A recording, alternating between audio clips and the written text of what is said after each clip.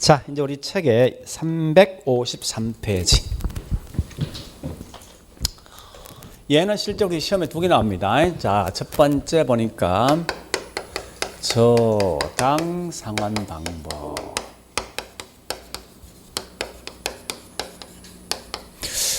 지금 됐으면 제가 하는 거는 계산 문제는 빼버리고 말로 사는 문제 합니다. 하고 아마 3월부터 서서히 계산 문제 할 거예요. 자, 일단 우리 지금 하고 있는 저당 상환 방식은 은행 돈을 빌렸을 때 매달마다 갚는 방식인데, 우리 문제를 푸는 방식은 크게 세 가지 방식이 있습니다. 첫 번째 이해해서 문제 푸는 방식이 있고, 두 번째 암기해서 문제 푸는 방식이 있고, 세 번째는 그림. 이 그림만 그래서 문제 푸는 방식이 있다고. 자, 지금 하고 있는 요거는 저당 상환 방식은 고정금리일 걸 가정합니다. 기본 전제가. 변동이 아니라. 그러면 자, 가볼게요. 이제 요건 시험에 나오면 무조건 요 그림 그려. 다른 거 보지 말고. 대출 초기. 자, 우리 매년마다 은행에 갚는 금액이 뭐죠? 원금만 갚습니까? 원금 이자 둘 다 갚는 거죠? 원리금 상환액이라는 말 쓴답니다. 그런데 여기 세 가지 방식이 있어. 첫 번째는 이런 방식. 두 번째는 이런 방식. 세 번째는 이런 크게 세 가지 방식이 있어. 그러면 이걸 그냥 어렵게 보자면 그냥 따라가 보죠. 자, 노란색부터 원리금을 갚는데 그 금액이 매년마다 똑같지. 이런 걸 가지고 다른 말로 원리금을 갖다가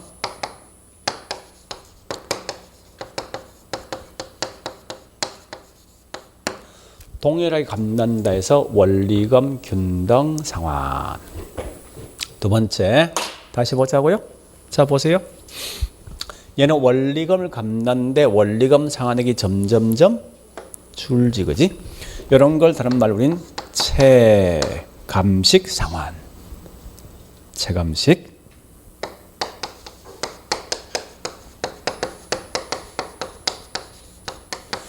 이걸 다른 말로 원금 균등 상환.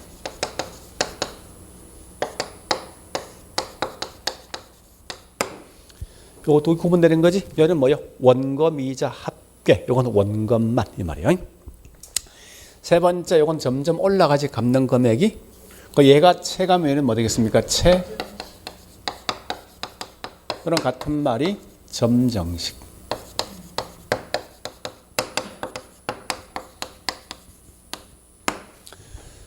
자, 어쨌든 시험장 가서 무조건 요 그림만 그래서 가라고.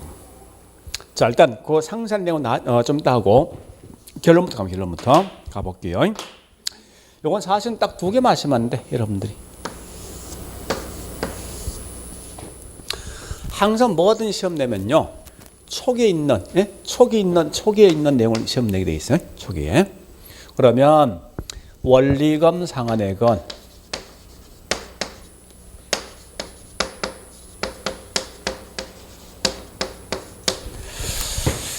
여기에 1번, 2번 내려볼까? 3번. 거꾸로 할까?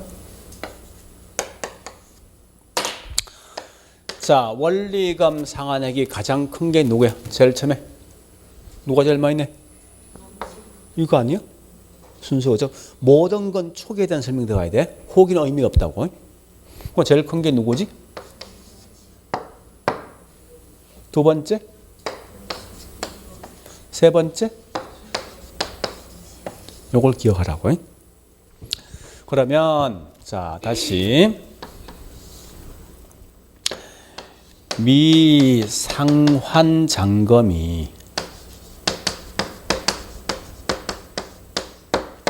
크단 말은 남아있는 잔금이 많이 남아있는 거지. 이 말은 뭐야? 앞방에 돈을 적게 갚아야지 남아있는 잔금이 크겠지. 앞방에 돈을 적게 갚은 놈이 어떤 놈이에요? 이거지. 근데 이런 순서 갈 거 아니에요, 그지? 얘는 많이 갚아주죠. 그래서 결국은 최정식, 그 다음에 원금 균등, 그 다음 뭐가 있죠? 원리금 균등이 있다는 거예요. 그러면 자, 원금 회수 위험이 큰 게 누구냐 묻습니다. 자, 이 말은 원금 회수 위험이 크단 말은 남아있는 금액이 커야 돼, 적어야 돼? 많아야 되지. 그러니까 남아있는 원금이 많이 남아있는 거죠? 요거지? 그죠? 그 다음에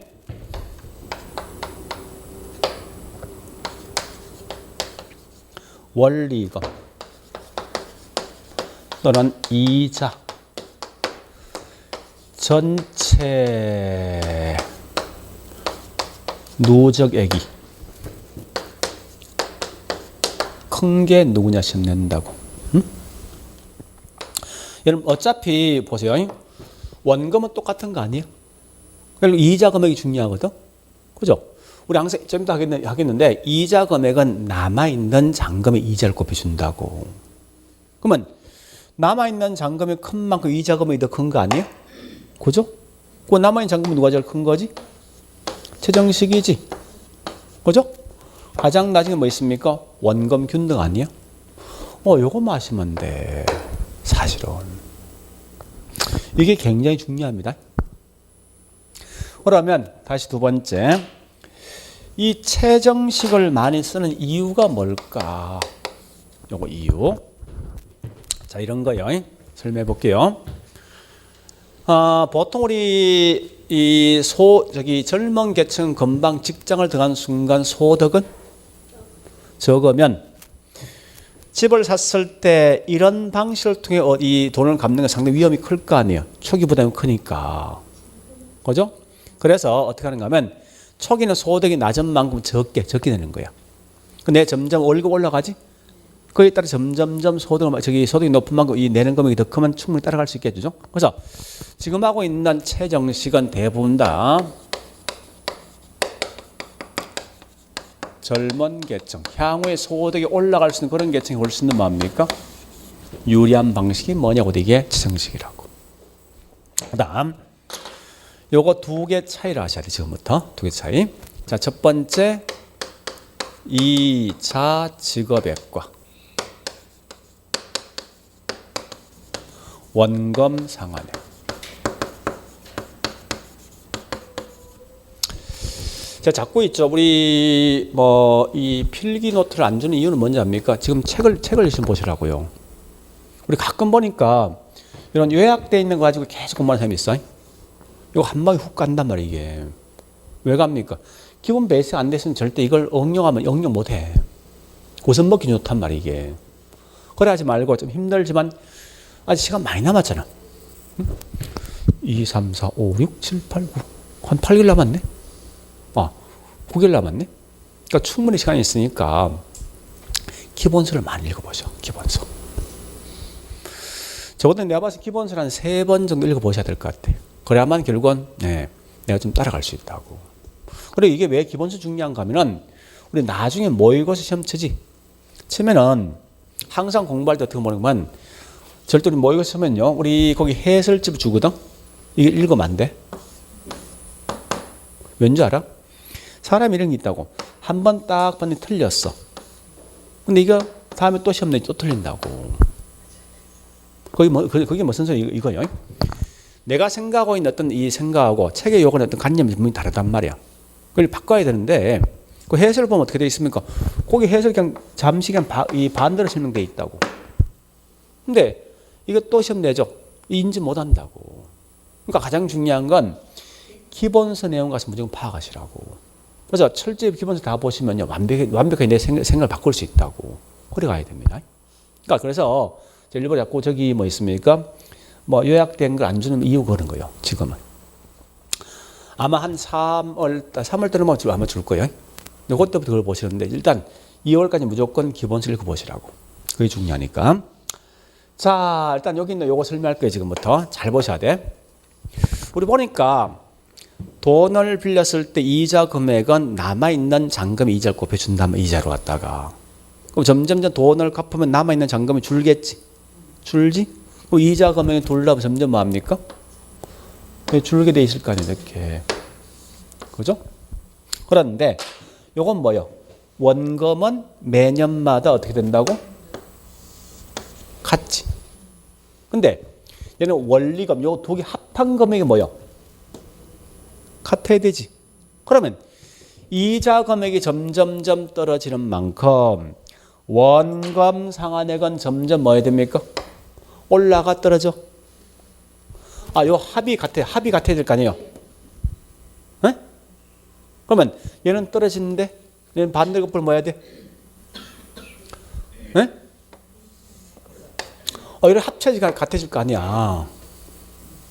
이게 지금 굉장히 중요해.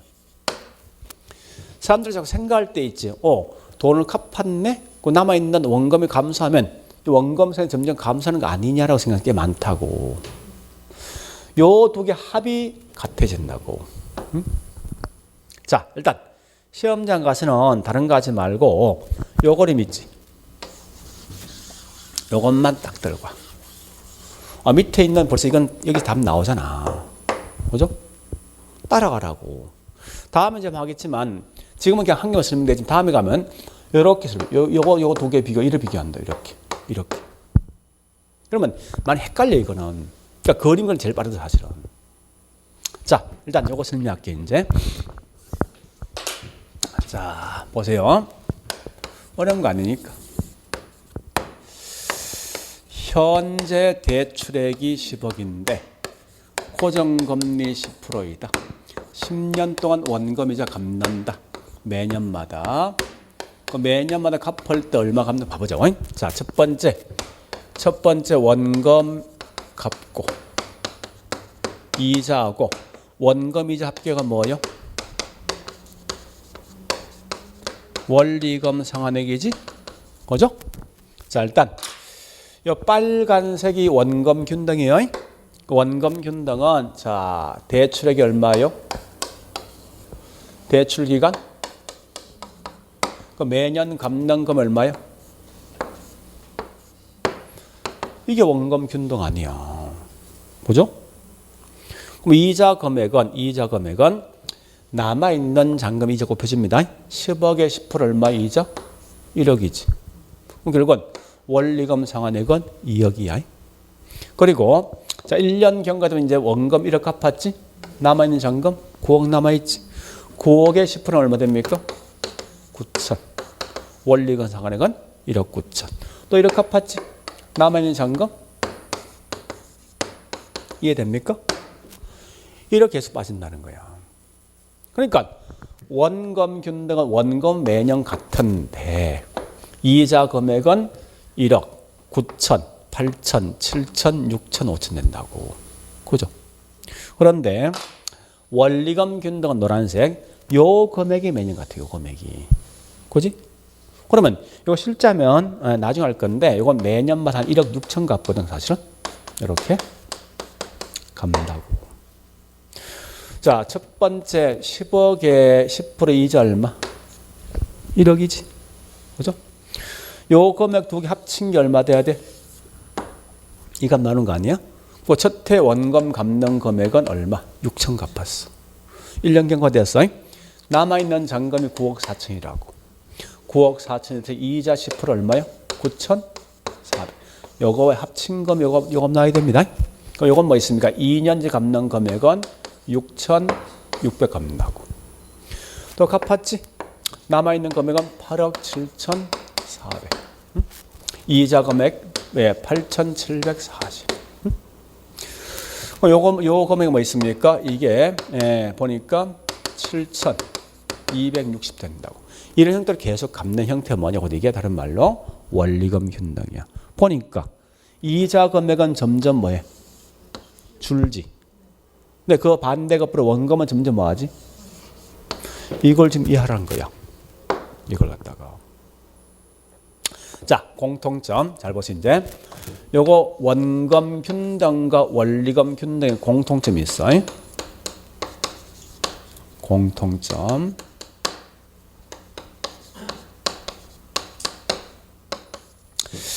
첫 번째 보세요. 1회차 이자 둘 다 얼마야? 1억이지. 그죠? 그러니까 1회차 이자는 같다는 거예요.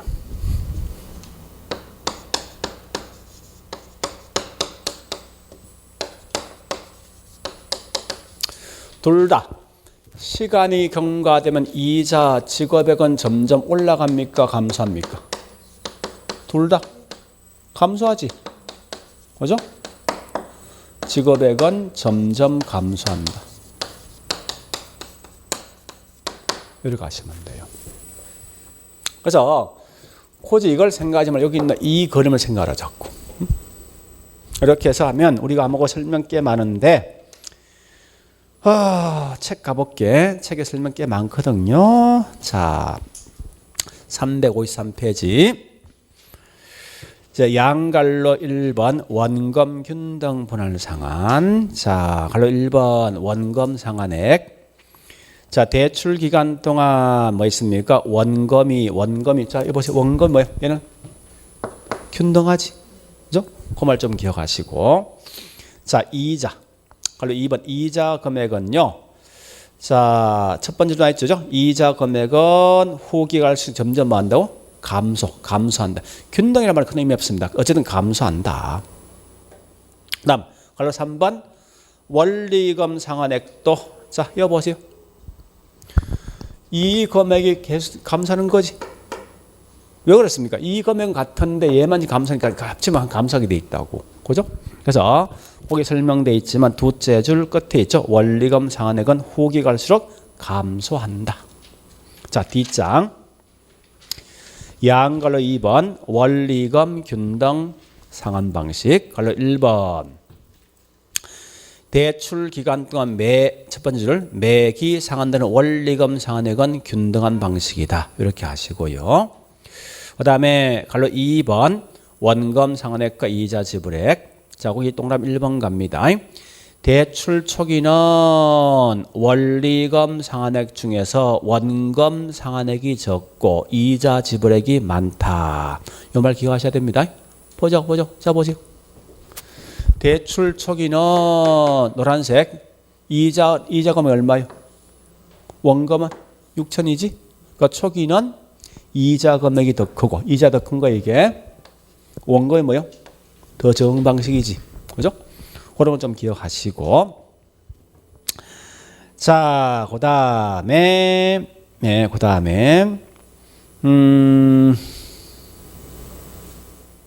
그거만 좀 정리하시고요. 나머지는 자, 우측에 동그라미 3번.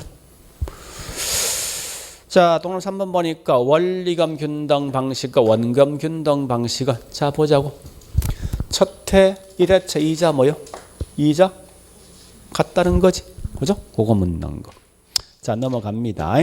뒷장 356페이지. 양갈로 3번. 자, 거기서 뭘 보는가 하면요. 갈로 1번에 원리금 상환액만. 대출 초기는 원리금 상환액이 원금 균등과 원리금 균등 방식에 비해서 더 낮은 수준이다. 이해됩니까? 예, 그걸 보시고. 그 다음에, 예, 거기 동그라미 2번에다가, 잠시, 2번 하지 말고. 예, 갈로 3번. 이용대상. 자, 그 말이죠. 미래 소득 증가 예상들은 사람들은 그만큼 뭐 있습니까? 유리하다. 양갈로 4번은요, 거기 있는 양갈로 4번은 요 세 개 동시 비교되어 있어. 예? 보자고. 요거 세 개 동시 비교되어 있거든? 이 말 밑에는 요거 있죠, 요거. 요 설명이야. 요거 마시면 돼. 그래서 그리고 설명이 꽤 많이 돼 있는데 뭐 갈로 1번, 2번, 3번, 4번 돼 있지만 저기 있는 저 내용까지 끝내시라고. 더 이상 보지 말고. 자, 그다음 358페이지. 자, 5번은 최대 대출 가능 금액 산정인데 자, 이 내용은 지금 하지 마. 그냥 쭉 넘어가. 자, 그다음에 361페이지. 저당 유동화 제도.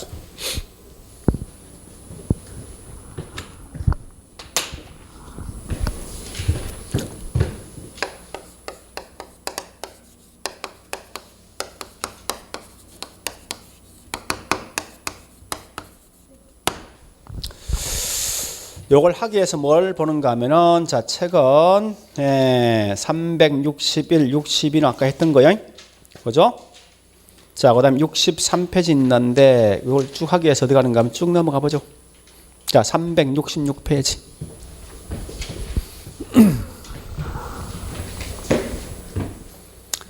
거기 그림 있지? 자, 여보세요, 이제. 이걸 갖다 설명을 좀 잘 들어보셔야 됩니다. 이런 거요. 은행들은, 우리 은행들은 뭐 있습니까? 많은 돈을 빌려갈 수 있는 차입자는 많은 돈을 빌려준다고. 그죠? 근데 은행들 한정되어 있는 돈이 있을 거 아니에요. 그럼 결국은, 이런 많은 차입자 빌려주면 금방 자금이 고갈되었을 때, 어디서 어떻게 자금을 끌어와서 돈을 빌려줄 것이, 이런 전체 과정을 좀 쭉 봐보자는 지금부터. 자, 일단, 여기 뭐죠? 첫 번째 보니까 돈을 빌려간다. 이게 누구예요? 차입자죠? 돈을 빌려주는 기관이 누구지?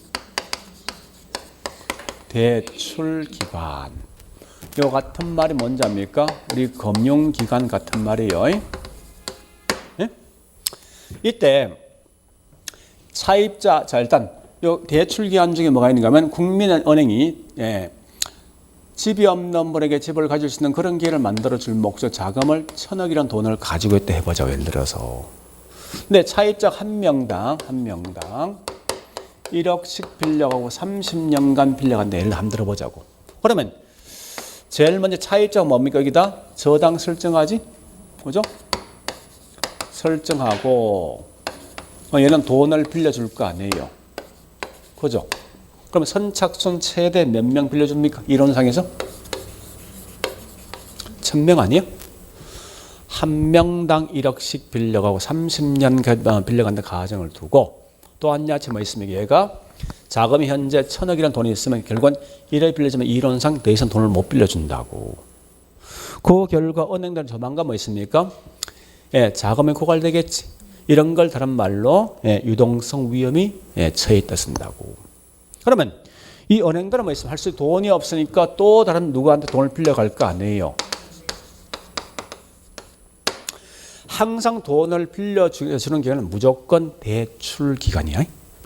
뭐 얘는 결국은 얘한테 잡았던 저당을 팔고 이런 돈을 빌려가게 되죠. 그럴 거 아니에요. 자, 이때 이 대출기관 이름이 두 개 있는 거지. 이걸 구분시키라고. 최초의 돈을 빌려준다. 이게 1차 대출기관. 추가적으로 돈을 빌려준다. 이게 2차 대출기관이라고. 참고로 2차 대출기관 같은 말이 뭐냐? 유동화 중개기관. 우리나라에서 누가 있는가 하면요. 이 말 많이 봤죠? 많이 봤잖아. 할아버지. 여기도 요거부터.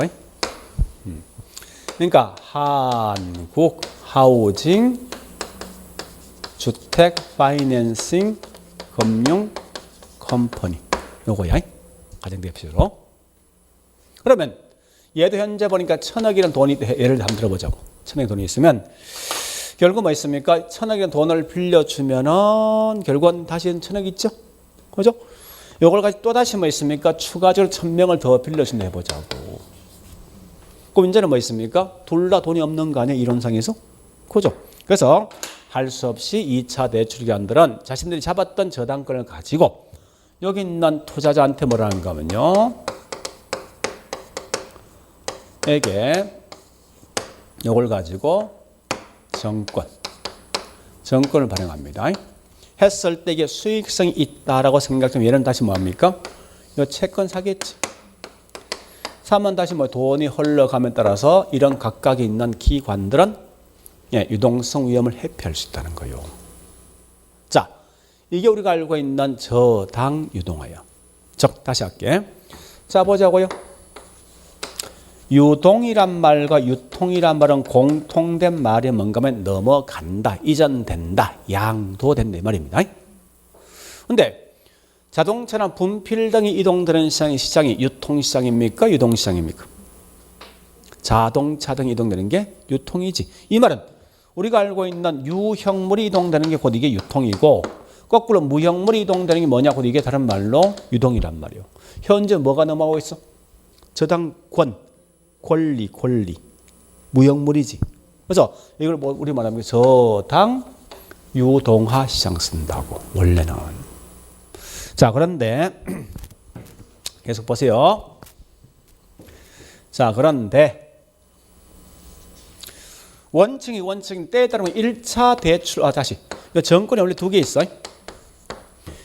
우리가 알고 있는 지분 정권과 반대로 부채 정권 두 개 있다고. 정권. 자, 우리 부채 정권 줄여서 뭐라는지 압니까? 채권 많이 들어봤죠? 채권이 이 말 약자야. 결국 우리 지분과 부채는 아까 설명했거든. 지분은 결국 우리가 알고 있듯이 때에 따라 손해 볼 수 있는 거지. 자, 우리가 알고 있는 주식이 결국은 지분 정권이야. 그래서 자, 부동산을 통해 만든 주식이 있습니다. 곧 그게 우리채가 있어. 나중에 할 거 이거. 우리채. 또 펀드. 그런 게 있다고. 그다음에 이 부채 정권, 즉 채권은 크게 세 개 있습니다. MBS, CMBS, 그다음에 ABS가 있다고. 네? 좀 더 설명할게요. 이거는 원칙은 이렇게 사는 게 원래 원칙인데 때에 따라 보니까 1차 대출이 직접 이렇게 채권을 발행해서 이렇게 돈을 흘러가는 경우 있다는 거예요. 응? 앞으로 정권대 제가 채권 쓸 거죠, 전부 보통 채권 발행되니까. 이게 뭐냐? 이게 저당 유동을 하고 쉽게 말하면.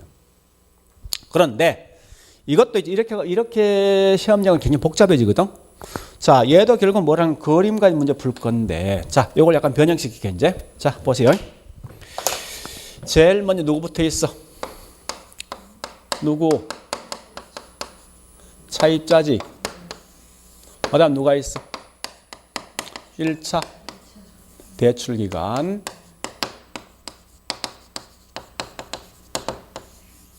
그다음 누가 있지?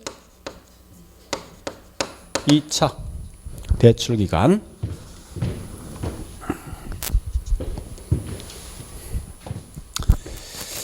이 차 대출 기간.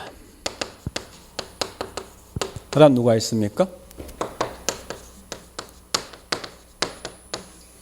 이렇게 그림 그릴 거예요. 실제 시험장은 이러합니다. 차입자, 1차, 2차 이렇게 하시라고. 이렇게. 자, 가볼게. 잘 보세요. 이거 어려운 거 아니니까. 저 그림 변형시킨 거야. 차입자가 은행에 저당 잡지. 그죠? 돈 빌려갔어. 얘 돈 없는 거 아니야? 다시 해놓으면 1차인가 2차 넘으면 저당권 팔 거 아니야? 팔지? 얘는 지금 돈이 없는 거지? 없으면 얘가 얘한테 마음이 채권 발행하지. 그죠? 자, 채권 발행한다고. 그럼 얘도 채권 발행할 수 있지. 요 그림 요거야. 이 그림. 우리 지금 채권 보니까 설명이 하여튼 좀 더 볼 건데, 자, 요걸 다시를 만들어 볼게. 자, 요 모양인데, 맨 먼저 누구부터? 돈을 빌려간 누구부터? 차입자. 그 다음에 돈을 빌려준다 누구? 1차 대출 기간. 그 다음 누가 있지? 2차 대출. 마지막 누가 있습니까? 요래 가보자고 지금부터. 그래서 얘가 현재 저당 설정하고 돈 빌려갔지? 얘도 저당 설정한 돈 빌려가지고 오죠? 그 다음에 여기서 뭐 있습니까? 채권이 발행돼. 그죠? 요 그림 하나 가지고 문제 풀으라고. 그림 하나 가지고. 자, 이제 갑니다. 이게 제가 총 5개를 좀 설명할 거야. 요 5개 마시면 돼. 책은 굉장히 복잡하게 돼 있지만. 자, 보자고. 우리 자동차가 매매되는 장소가 뭐라고? 자동차 매매되는 장소. 자동차 시장이지.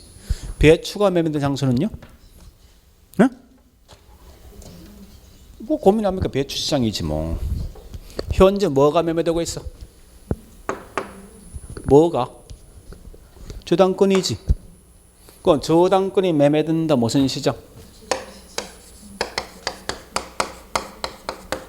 저당 시장 아니야? 그죠? 자, 그런데 최초로 저당권이 형성되는 장소 요거지. 그죠? 그 다음 이런 걸 우리 보통 뭐라 하냐면 1차 저당 시장 쓴다고. 그 다음에 다시 보세요. 형성되어 있는 저당권을 다시 이렇게 사고 팔고 하죠. 이렇게. 그죠? 요걸 뭐라 하냐? 2차 저당 시장 쓴다고. 요걸 먼저 구분해야 돼. 자, 항상 1차가 나오는 순간 무조건 누구와 누구가 있어야 돼? 차입자와 1차 대출기간. 거꾸로 본다면 1차 저당시장을 딱 묻는 순간 이 말씀은 틀려. 거꾸로 가야 돼. 네? 2차 저당시장은 이걸 뺀 나머지지. 얘 쓰면 안 돼. 그래 문제 푸시라고. 아, 물론 우리가 알고 있는 1차 여기 있는 대출기간 같은 말이 뭐예요? 금융기관이지. 얘는 둘 다 포함돼. 둘 다. 자, 이런 거예요. 차입자가 은행 가서 저당을 잡고 돈을 빌려가는 것까지 1차야. 응? 그 다음에 저당 잡은 걸 다시 사고 판다. 이게 다른 말로 2차야. 그러니까 이 둘 다 포함되니까 문제 풀 때 요 말과 서로 비교해. 요 놈 있으면 1차. 이게 있으면 2차를 보라고. 그러면 다시. 자, 이거 보세요. 이걸 이렇게 없네. 잘 보시라고. 여기는 주택 자금을 갖다 대출해 주는 시장입니까? 자금을 공급해 주는 시장입니까? 얘가 얘한테 자금을 공급해요? 아니면 대출이에요? 이건 대출이야. 네? 그래서 이걸 다른 말로 주택 자금 대출 시장 씁니다. 자, 얘가 포인트요. 얘는 보세요. 자, 보세요. 얘들이 얘한테 뭐 돈을 갖다가 주는 거지. 여기 주택 자금 공급이라고. 자금을 공급해주면 다시 얘가 돈을 빌려주는 거 아니에요? 그죠? 그래서 밑에 있는 것은 주택 자금 공급 시장.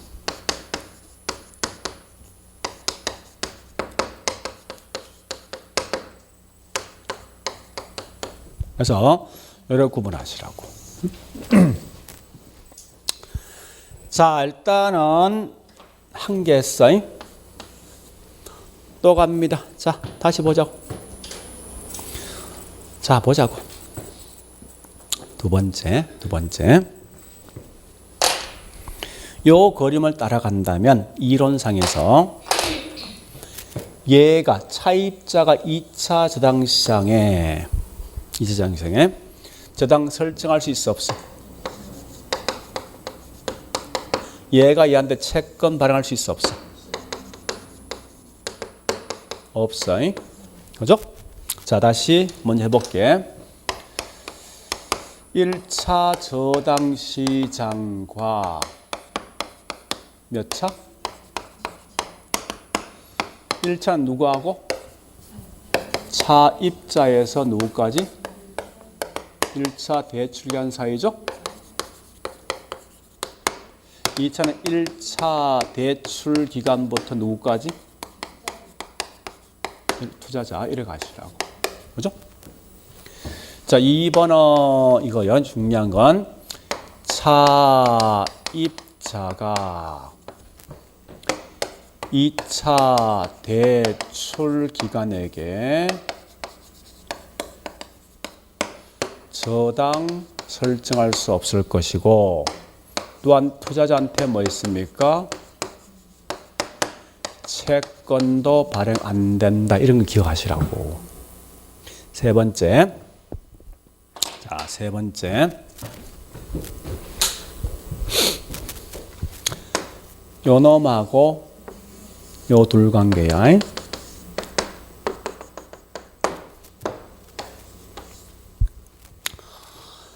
한 개의 저당권 가지고 한 개 또는 여러 개 채권을 갖다가 발행할 수 있어. 여기 있는 저당이 고정금리가 된다 하더라도 이 채권은 고정 또는 뭐 있습니까? 변동으로 발행할 수 있어. 자, 다시.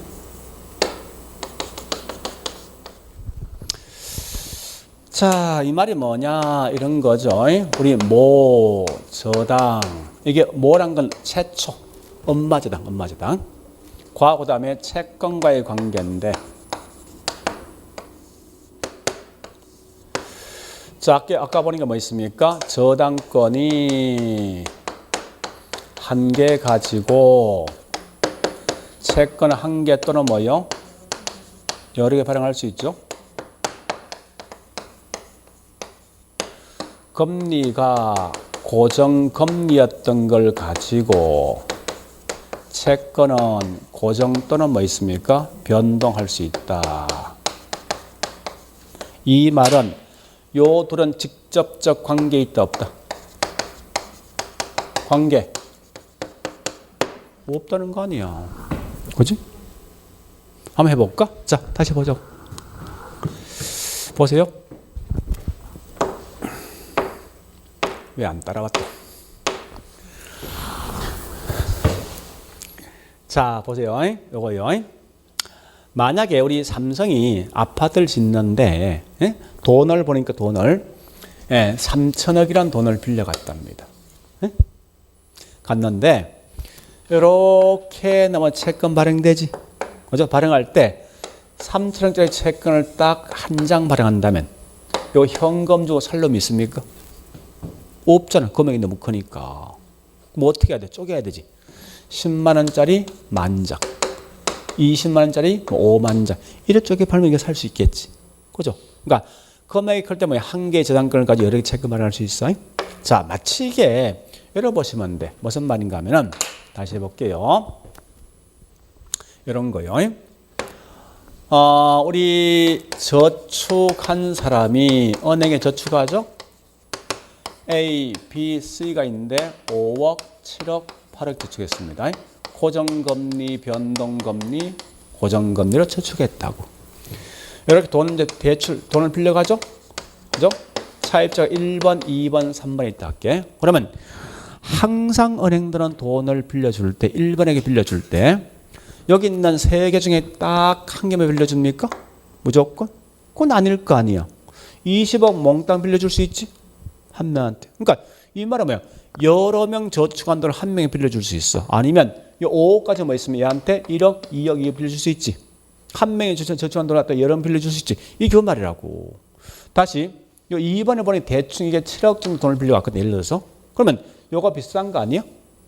그 저축성 금리가 이 변동이면 무조건 변동해야 됩니까? 그래? 고정할 수도 있지. 그거 아니야.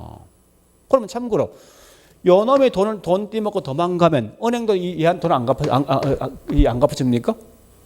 갚아줘야 될 거 아니야. 그 얘하고 얘 관계 있어 없어? 없잖아. 이 말 아니야? 여기 있는 요 놈이 돈 떼먹고 도망가도 얘는 갚아줘야 한다는 무조건. 그 얘하고 얘는 관계 있어 없어? 없다는 거야 이게. 자, 그다음 굉장히 중요한 거 네 번째.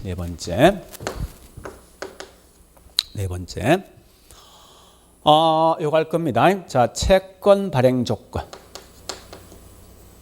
자, 이게 이 뭔가면 우리 요걸 이 대출 금리와 이게 채권 수익 중에 누가 더 클 때 채권을 발행할 것인가? 칠판 보시고 보세요. 한번 물어볼게.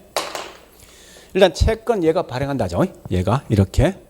그러면 대출 금리가 10%인데 채권 수익이 8%면 이거 발행할 수 있을까 하는 거요. 네? 아니, 얘 입장에서 얘는 돈 빌려주고 들어오는 수익이 얼마야? 10%. 채권 발행 결과 이거 비용 나가야 되지. 얼마 나가? 이건 발행 하겠지. 2%씩이 남으니까. 다시 할게. 이럴 땐 발행할까? 이거? 이럴 때는? 빌려주고 10% 들어온 걸 가지고 비용이 12% 나가면 발행 못 할 거 아니야. 항상 뭐요? 대출 금리가 채권 수익보다 뭐 있습니까? 높을 때 채권 발행된다. 이 말 기억하라고. 응? 그러니까 자, 여기 있는 4번은 그냥 넘어갑니다. 이 말이야. 네? 다섯 번째. 자, 네 번째 거. 다섯 번째. 자, 보세요. 보자고. 여러분 같으면 얘 입장에선 네?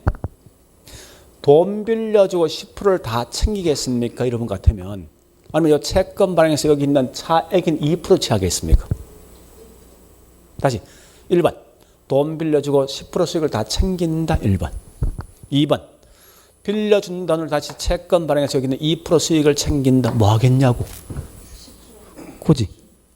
그러니까 원칙은 전부 다 재단권 다 갖고 있다고. 그죠? 그럼 10% 수익 가져갈 거 아니에요. 근데 돈을 너무 많이 빌려준 결과 돈이 없을 때는 팔아야 되지. 얘도 마찬가지야. 얘도 뭔가 하면은 여기 있는 재단권 잡고 10% 수익을 챙기다가 너무 많이 빌려준 결과 돈이 없을 땐 팔아야 되지.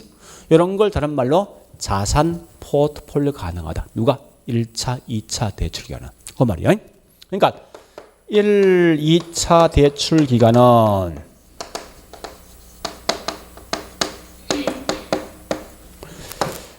자산 포트폴리오 할 수 있다.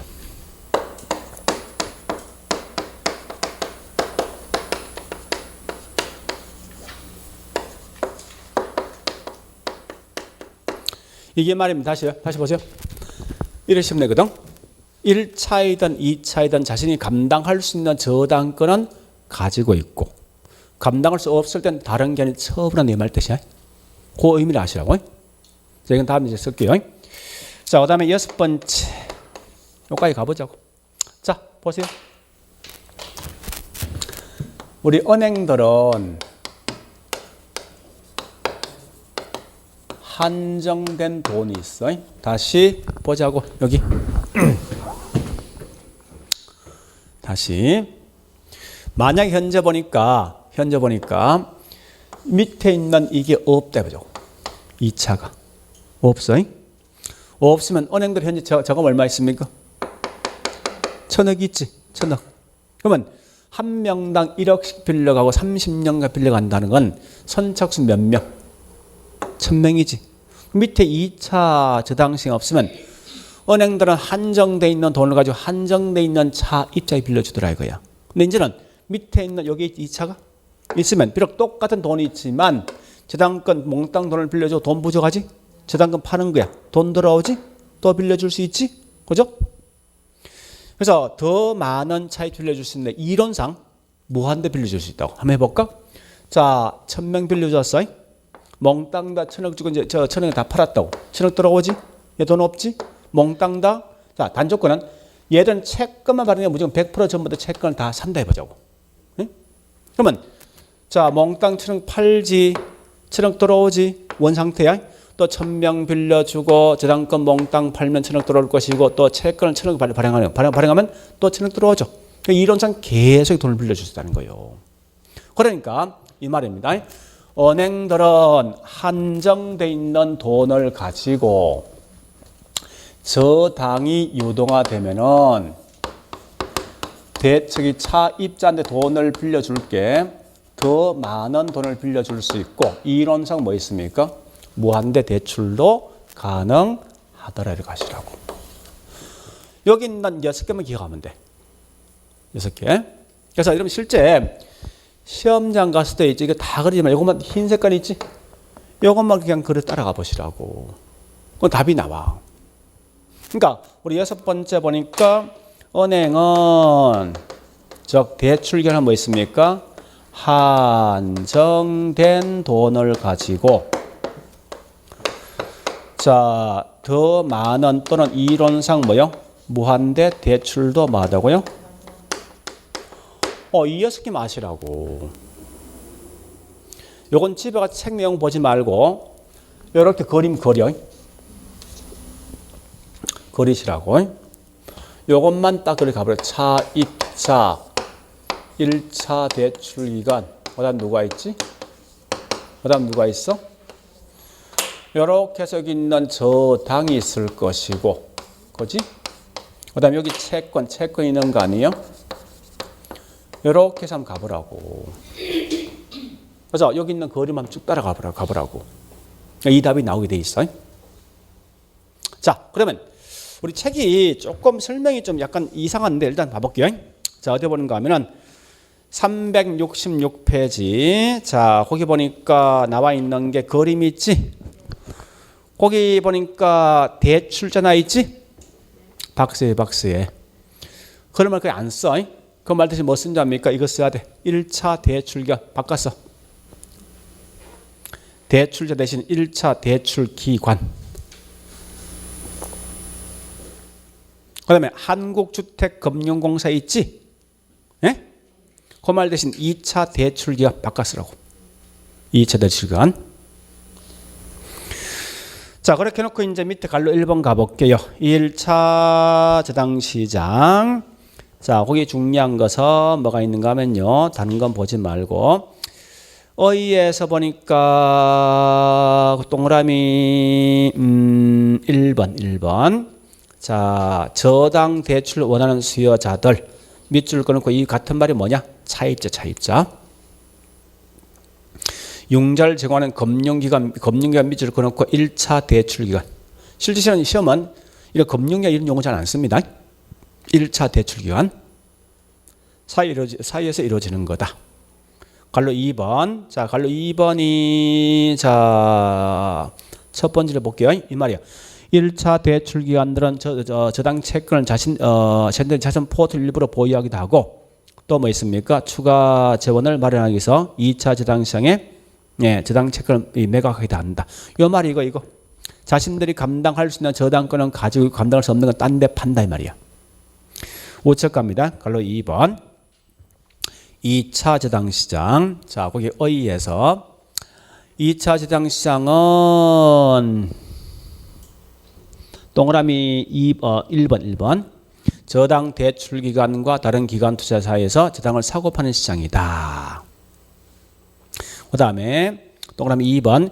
1차 대출 기관은 2차 저당 시장에 그들이 설정된 저당을 팔고 필요한 자금을 조달한다. 이 말이 요 놈은 뭐 있습니까? 자신이 갖고 있는 저당권을 팔고 자금 조달한 거지. 그죠? 그거 묻는 거. 자, 쭉 가서 밑에 동그라미 6번. 2차 저당 시장은 저당 대부를 받은 원래 있는 저당 차입자 아무런 직접적 관계없다.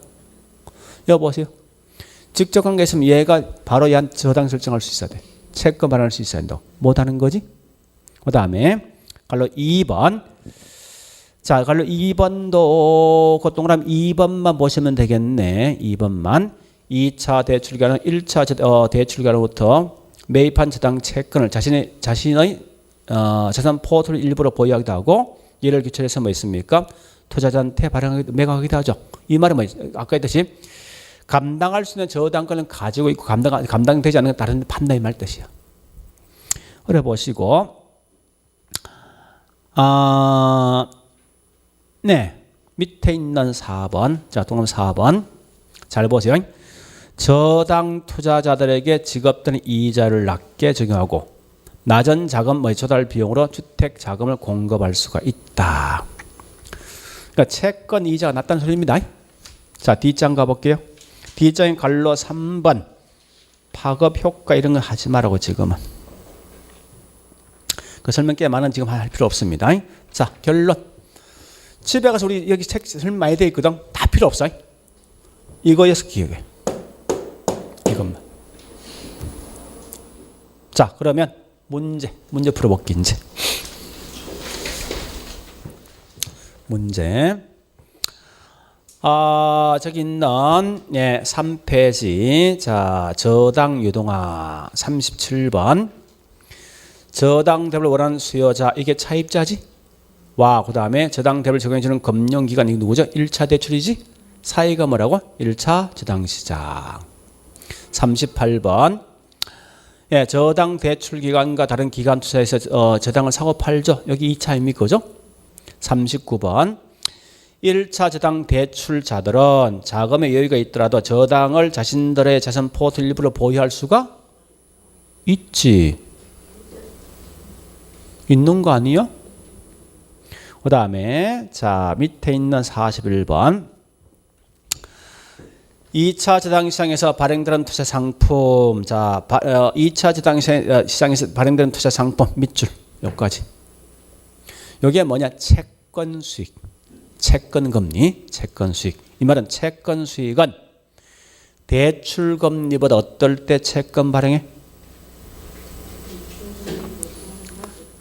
낮아야 되지 그죠? 그런 말 기억하시고 자 넘어가서 여기까지만 하자고 여기까지만 자 다음에 가면 이걸 다시 제가 확장해서 뭘 하는가 하면요 여기 보세요 요거 다 설명할 거야 요 내용 한 김에 해볼까 자 보세요 요거 세 개 설명할 거야 요거 세 개 보자고 MBS는 이 말 약자예요.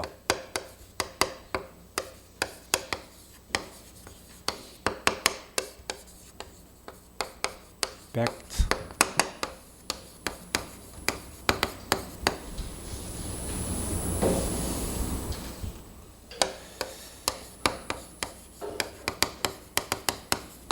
이 말 약자입니다. 그 다음에 CMBS는 앞에 C 상업 M back security ABS는 asset 그 다음에 BS입니다. 자 번역할게 어려운 거 아니니까 이게 정권들이죠. 요 뭐야 되돌려받는 이 말 아닙니까? 그죠?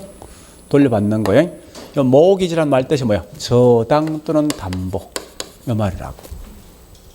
그런데 참고로 MBS 앞에 여기 붙어 있습니다. 하우징이. 자, 보세요. 번역할게.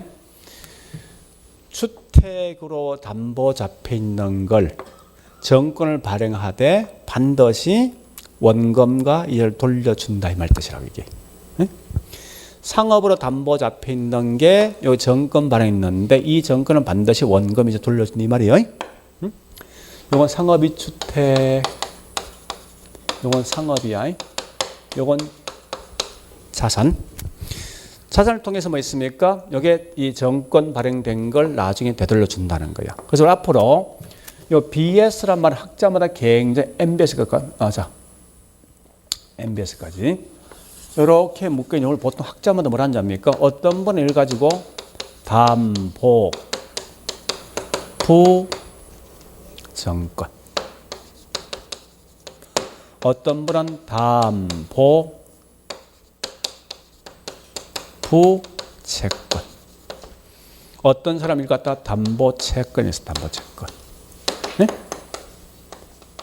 이런 다양한 용어를 쓴다는 거야. 그럼 참고로 이건 일본식 용어거든. 그래서 우리 보니까 이 부란 게 뭔지 알아? 일본 용어에선 우리 민법 보니까 뭐 부담보 부란 말만 있었지. 민법은 다 일본법이야. 일본 책이라고. 그래서 민법의 부란 건 전부 다 뭐요? 이게 어깨에 짐을 지고 있는 거야. 등에 짐을 지고 있다 이 말이야. 이거 무겁잖아 이거. 부채. 그거 해볼게 이제 다시 해보죠. MBS는 그냥 번역해 볼게. 어떤 분은 주택담보부 정권, 주택담보부 채권, 주택담보부 채권 써. 이건 상업이지. CMBS는 상업담보부 정권, 상업담보부 채권, 상업담보채권 쓴다고. 이건 자산이지. ABS는 자산담보부 정권, 경기 쓴다고 쓸 때. 근데 이게 뭐냐? 별거 아니야 이거. 자 보자고. 내가 현재 집을 살 때 은행에 저당 잡혀 있어. 저당 잡힌 게 뭔데? 집이지. 예? 잡혀 있는 걸 채권 발행했다고. 이게 뭐 MBS야. 우리 학원 건물 상업용 건물이지. 요거 살 때 은행에 저당 잡혀 있다고. 담보 잡힌 게 뭔데? 상업용 건물 아니야? 넘어와서 채권 발행된 게 뭐라고 이게 CMBS야. 네? ABS, 자, 어셋이라는 자산. 우리 보통 자산 중에 가장 대표가 뭐냐? 예, 이런 거예요. 우리 카드 할부 같은 거 있지? 자동차 할부 같은 거 있지? 리스 같은 거. 그와 같은 자산이 벌써 저당 설정된 걸 가지고 채권 발행된 게 뭐냐고 이게 ABS라고. 그 중요한 건 담보가 뭐냐 이게 중요한 건 주택이 담보 잡힌 거 채권 발행된 게 MBS. 그지? 상업용 건물이 담보 잡힌 걸 채권 발행했다 이게 CMBS. 우리가 알고 있는 자산 등을 담보로 잡힌 게 채권 발행했다 이게 ABS예요. 그거라고. 딴 거 없어. 다음에 하겠는데 그런 개념이에요. 지금은 하지 말고 요 두 개 그림이야. 그러니까 우리 그림과 문제 풀면 딱 두 개 있어. 이거하고 뭐 있지? 얘입니다. 그래서 우리 아마 거기 잠시 문제 한 개 더 풀게. 42번 문제. 42번. 앞에 뭐나 했어? CMBS는 담보가 뭐라고? 그거야, 그거. 그러니까 이 금융이 분명히 어려운 건 분명히 아니거든요. 처음에 되는 게 힘들지만 웃기는 건 이 금융을 우리 나중에 실제 시험장 가면 굉장히 잘 맞춘다고. 왠지 알아? 요거는 책에 있는 내용 그대로 시험 내야 돼. 조금 말을 돌려서 내지. 답이 확 틀리는 거야. 그러니까 누구든지 이게 책에 있는 내용을 이상에 못 낸다고. 그래서 하고 있는 요것만 잘 정리하라고. 요것만. 자, 일단 그래 보시고 다음 주 저기 뭐 있습니까? 369페이지 다시 할게. 자, 일단 요거 다시 보셔야 돼. 요 그림 꼭 기억하셔야 돼. 지금 이 내용보다 이 그림이 더 중요한 거야, 지금은. 그다음 우리 요것도 있지. 저당 상환 방식 그림 기억하시고. 자, 오늘 여기까지 할게요. 자, 수고했습니다.